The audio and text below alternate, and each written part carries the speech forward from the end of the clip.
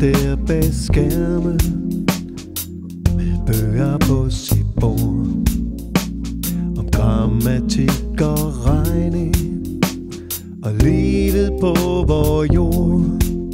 Ja, det er som en lærer, der lever for sit job. Han ville gerne skole, men nu er han sagt op. Han ønskede teamarbejde, CL og inklusion, didaktisk differentiering. Han har en klar mission. Ja, det er som en lærer, der lever for sit job. Han ville gerne skole, men nu er han sagt op.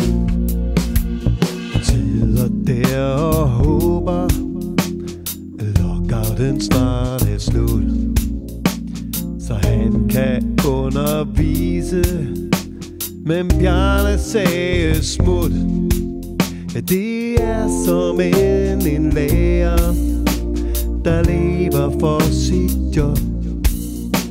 Han ville gerne skolen, men nu er han sagt op.